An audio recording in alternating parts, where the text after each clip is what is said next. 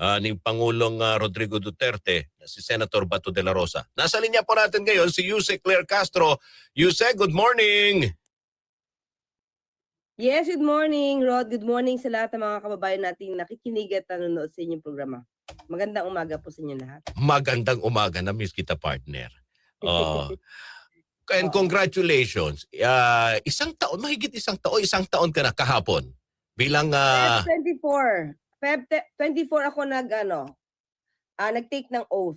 So, mahigit isang taon na.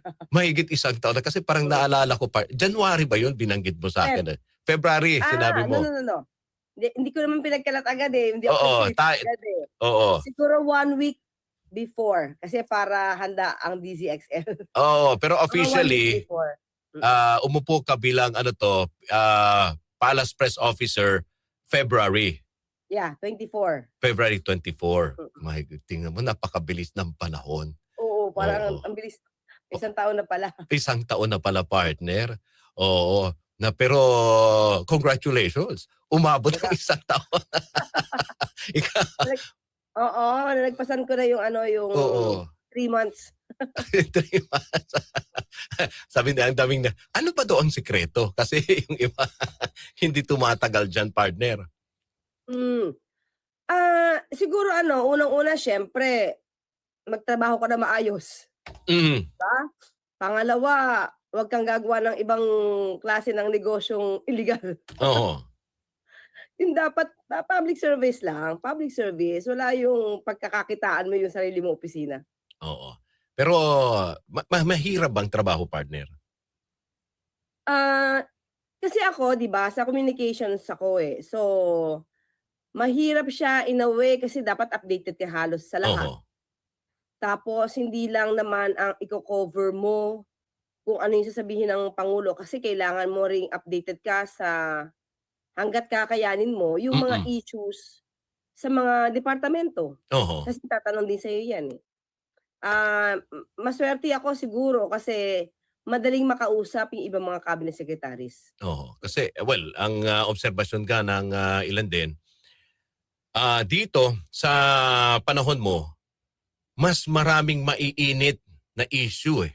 Diba na naiuugnay direkta sa Pangulo. Direkta sa Pangulo. Actually, oo, mas okay lang sana kung maiinit na issues eh. Ang mas mahirap pa, gumagawa ng issue. Yun. Yun pa. Gumagawa pa ng fake news.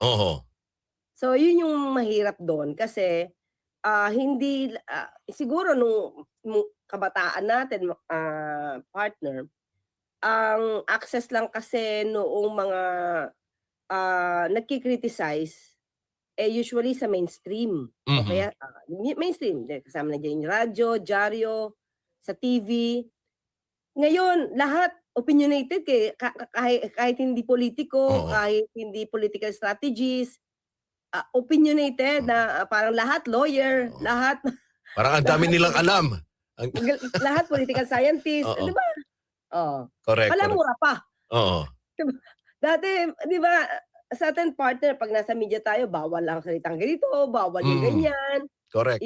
Magkakaroon ka ng memo. Ngayon sa SOCMED, as in malulutong na mura, ang nadidinig mo. So paano mo to hinahandle, partner? Kasi ang dami mo ring basher eh. Ang dami ding bumabatikos. May mga sabi ko nga, Diyos mio, paano ba to hinahandle ng aking partner na may mga memes pa, may mga ginagawa pang mga kung ano-anong memes, 'di ba? Sa social media against you. Hindi sa minsan may mga quote card pa na as if ako yung nagsasalita, 'di ba? Parang ilalagay nila yung text na parang ako yung nagsasalita when in fact hindi ako. Yung partner, personally ako, mukhang hindi ko kakayanin kasi hindi ko naman lahat yan nakikita. Pero ang hiling ko lang, kung may nagva-viral na ganon, unang-una yung mga quote card or mga AI, sana sa mga kababayan natin, kapag hindi nyo po, makikita nyo lang naman ako usually sa briefing, sa YouTube channel ko, sa interviews. Pero aside from that, kung wala, wag niyong paniwalaan. Kaya lang minsan hindi hindi natin masasabi na hindi nila dapat na mapaniwalaan kasi hindi naman din lahat na napapanood na interview ko. Oo.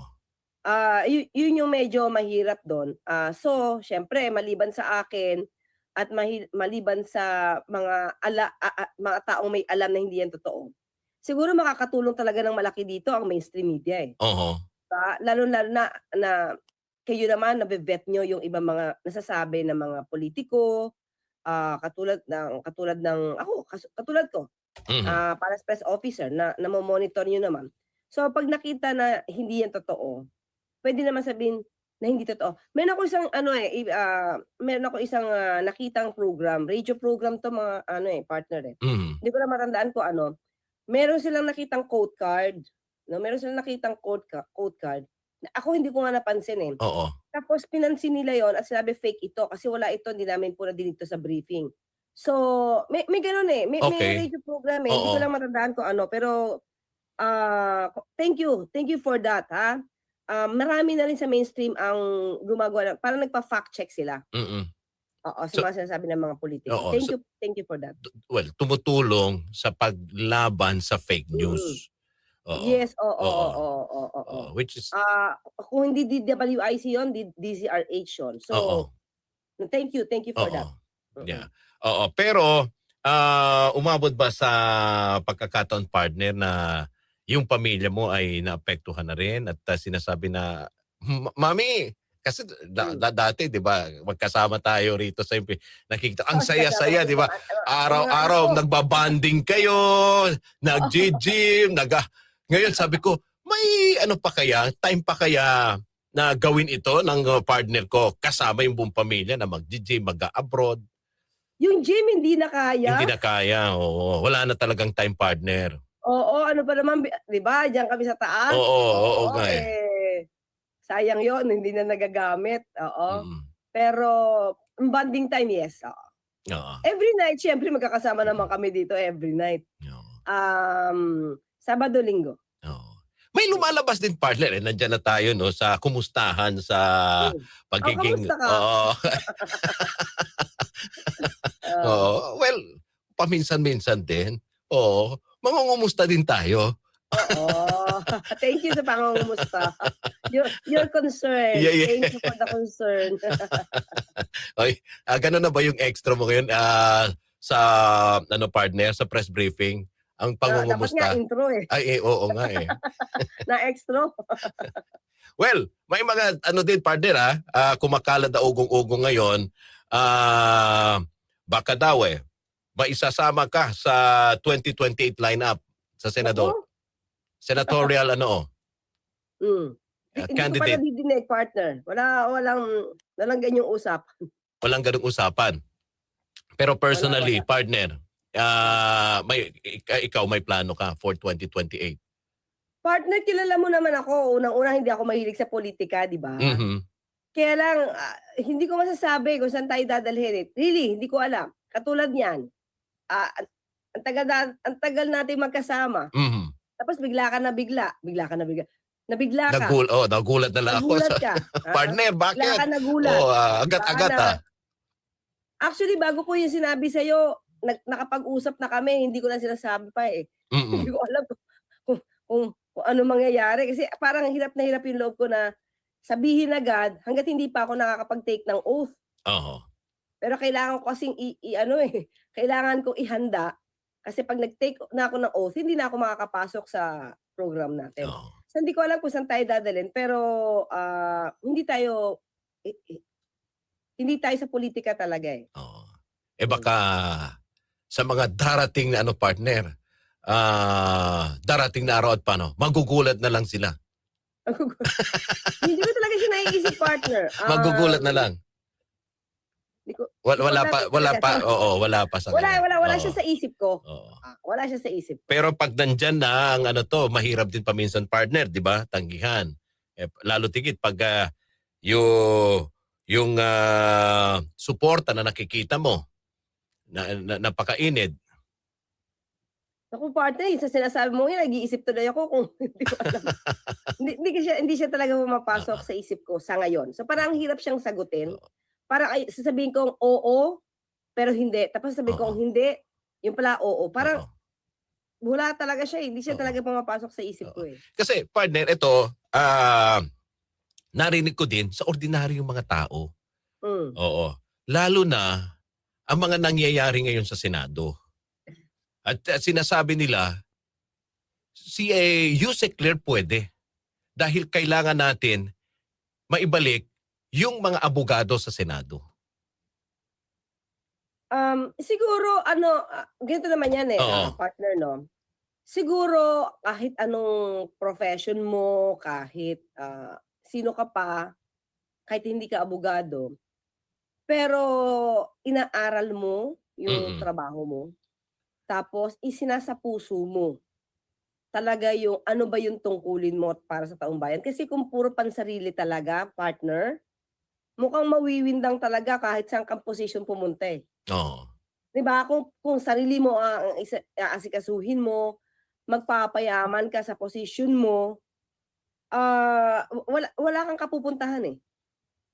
So, I mean kung public servant ka, nangako ka sa taong bayan na magsisilbi ka, yun ang gawin mo. Oo. 'Di ba, hindi para iangat yung sarili mo o iangat yung iniidolo mo o pinupuon mo o yung gusto mong pulitikong iangat, hindi hindi na siya pangbayan, eh, pang-sarili na yun, eh. Correct. Kung gusto mo mang iangat yung taong iniidolo mo, siguraduhin mo yung taong iniidolo mo, eh, makabayan, Mhm. makatao, at gumagawa rin ng tamang serbisyo. Eh, kung papaano kung hindi?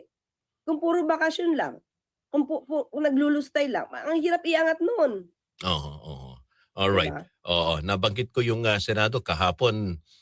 May privilege speech si Senator Amy Marcos kaugnay ito sa usapin Mm, ng CONAS. May reaksyon hmm. na ba rito ang Malacanang? Term extension, hagbang na para pigilan tumakbo ang pangalawang pangulo sa 2028 presidential race. At well, ang sinasabi nga ni kasama sa privilege speech ni Senator Amy kahapon, na Hmm, yung 1987 Constitution na ginawa laban sa kanilang pamilya, ngayon yun ang pinoprotektahan niya. Dahil nga sa hmm, usapin ng term extension, no election for 2028. At kasama na hmm. rito sa term extension, si Pangulong Marcos. Ano yung reaksyon ng Malacanang dyan? Ah, Tignan na lang natin muna 'no, partner, yung mga naging reaksyon Mhm. mismo ng mga kasamahan ni Senator Amy diyan. Sila mismo nagsabi na walang katotohanan ang mga sinabi ni Senator Amy, nandamay pa. Oo. Okay, ano sabi ni Senator Raffy Tulfo? Hao Xiao, 'di ba? Sa Chinese kasi mga, partner, ang hao xiao kasi sa Chinese Mandarin, ang ibig sabihin niyan is parang, ridiculous, Mhm. katawa-tawa, 'yan. Oo. Oo, pero ngayon kasi na na nagkakaroon siya ng na nako-correlate siya sa word na fake news. Kasi nakakatawa, eh, 'no. So, ang daming nag-react. Sila mismo na pinatutungkulan ni Senator Amy ay nag-react na walang katotohanan. Haka-haka, sariling opinyon, parang editorial video, dramatic, Mhm. napaka-dramatic para makapanira, ha? Kung meron man siyang nais iangat na tao, 'wag siyang manggamit ng iba. Mhm. The problem is gusto niya mag-angat ng ibang tao, o sabihin na natin si VP Sara. Nais niyang iangat si VP Sara para matakpan yung issue ng impeachment, halata naman, eh, na pantakip 'to ng impeachment na issue, Oo. 'di ba? Pantakip ito. Sisiraan niya yung ibang tao or gagawan niya ng intriga. So, siguro ang pinakamabait na word na puwede natin magamit is iintrigahin niya yung ibang mga tao, pati na ang pangulo, para lang maiangat ang Vice Presidente.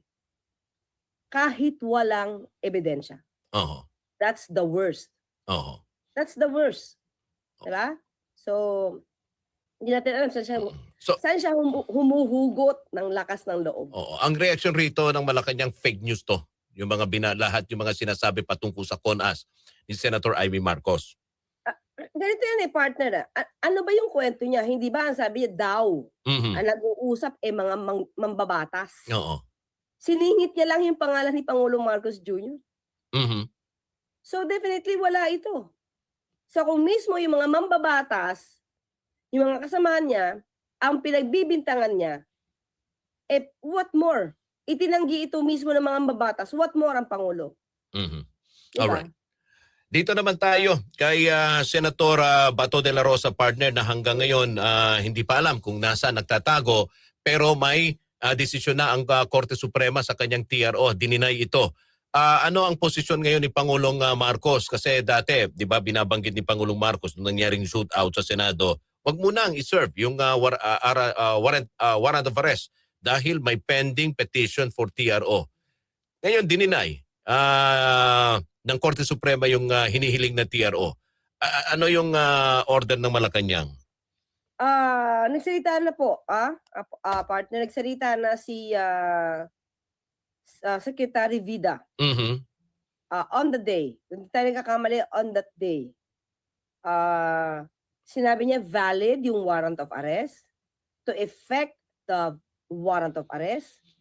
So, sa ngayon po, hinahanap po si Senator Bato. Mhm. Talagang ipapatupad at huhulihin na siya. Dadalhin. Ganun ba yung kagaya ng ginawa kay dating Pangulong Duterte? Huhulihin at kaagad-agad dadalhin doon sa dahig? Yung operational matter, siguro yung pinakadetalye, partner, Oo. mas maganda ang SOJ, no? Si Secretary Vida ang magbibigay patungkol diyan. Oo. Kung paano ito gagawin, paano ito ipapatupad, nasa kamay po 'yan ng mga law Oo. enforcers natin at nasa pagdedetalye, Secretary Vida.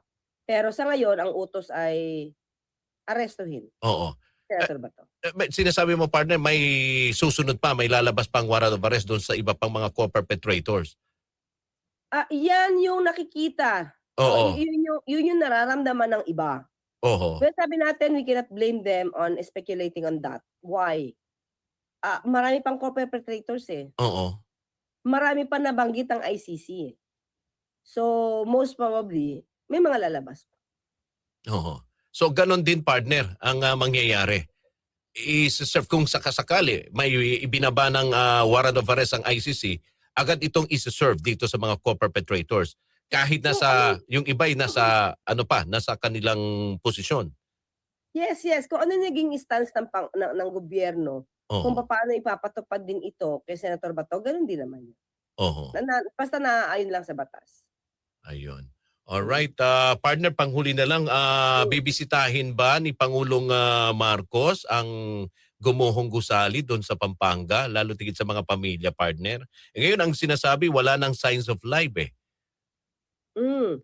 Actually, nag-utos na yung pangulo diyan, 'no, nandiyan na si Secretary Vince, pati Okay. ang DSWD, lahat ng puwedeng gawin ay, iniutos na ng pangulo sa ating mga concerned agencies. Sa ngayon, hindi natin alam kung makakapunta pa siya dahil ito yung araw na papunta siya ng, ah, Japan. Okay. Hindi ko alam yung una niyang schedule for today. Teka lang, ha. Agilapin natin. Try ko lang maka-clear. Ay, Mm. maka-clear. Maka-clear talaga, partner. Oo. So, basta ngayon po kasi ang alis ng pangulo, Okay. papuntang Japan. Mm. Alright, partner, maraming salamat sa oras at muli, kumusta ka, partner?